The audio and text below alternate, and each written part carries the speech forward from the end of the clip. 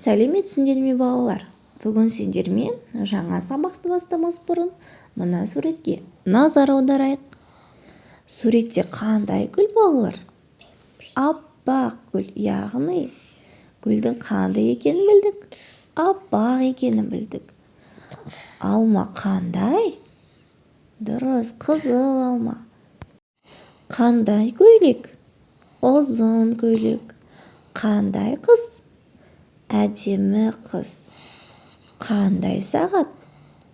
Үлкен сағат. Сонда балалар, мына суреттерден біз қандай деген сұрақтарды көп естідік.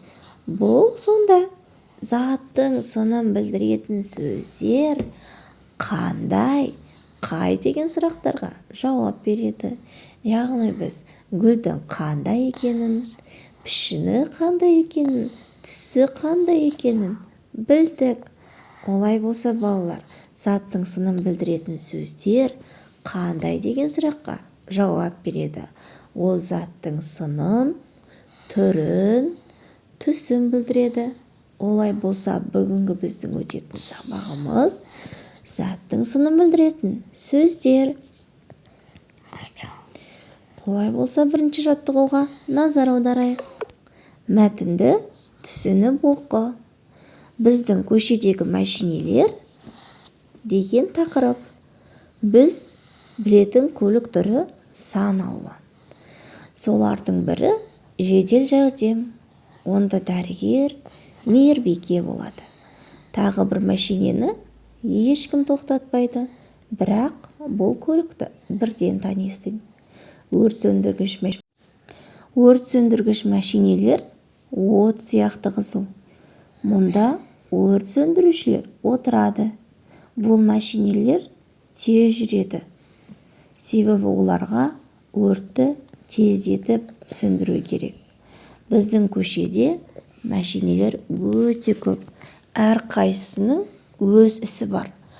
Балалар, бұл мәтін Балдырған журналынан алынған. Мәтінде қандай көліктер туралы айтылған?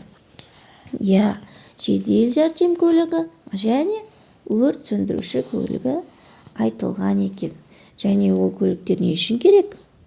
Дұрыс айтасыңдар. Жедел жәрдем адамдарды құтқару үшін, ал өрт сөндіруде отты сөндіру үшін керек екен. Бұл жерде қараңдаршы, өрт сөндіргіш мәшинелер от сияқты қызыл деп несін айтып тұр? Дұрыс, қандай, яғни қызыл деген сұраққа жауап беріп тұр. Жарайсыңдар балалар.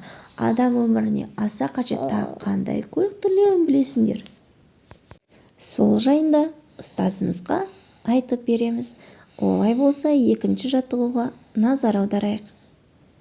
Жұмбақты көшіріп жаз, шешуін тап. Бүгін киген ақ тоны, ертең болар қара тон. Қара тоны аздан соң болып кетер ала тон. Бұл не екен балалар? Табайықшы. Ал балалар, ойланып болсақ таптық па? Бұл жер. Бүгін кисе ақ тон, қар жауған кезде ақ тон киеді. Жаңбыр жауған кезде қара лайланады. Дұрыс балалар. Енді осы жерден заттың түсін білдіретін сөздерді көрдіңдер ме? Қане сұрақ қояйықшы. Ақ тон қандай тон? Түсін білдіріп тұр. Ақ тон. Қара тон қандай тон? Қара тон. Ала тон қандай тон? Ала тон. Дұрыс, жарайсыңдар балалар. Олай болса, үшінші жаттығуға назар аударайық. Мына жұмбақты көшіріп, жер деп жауабын жазамыз. Берілген белгілері бойынша не екенін тауып жаз. Әдемі, түрлі, түсті. Бұл не балалар? Қолшатыр десек болады ма екен? Қолшатыр әдемі және түсі. Түрлі түсті қолшатырлар болады. Сақ, қорқақ, тез жүгіреді. Ол не? Қоян, дұрыс айтасыңдар. Тәтті және қызыл. Ол не? Алма, жарайсыңдар. Балалар, осы сөздердің барлығы қандай деген сұраққа жауап беріп тұр ма? Әдемі, түрлі түсті, дұрыс айтасыңдар. Яғни қандай, қай сұрағына жауап беретін заттың сынын білдіретін сөздер ережесін ұмытпаймыз. Жақсы, келесі сабақта кездескенше.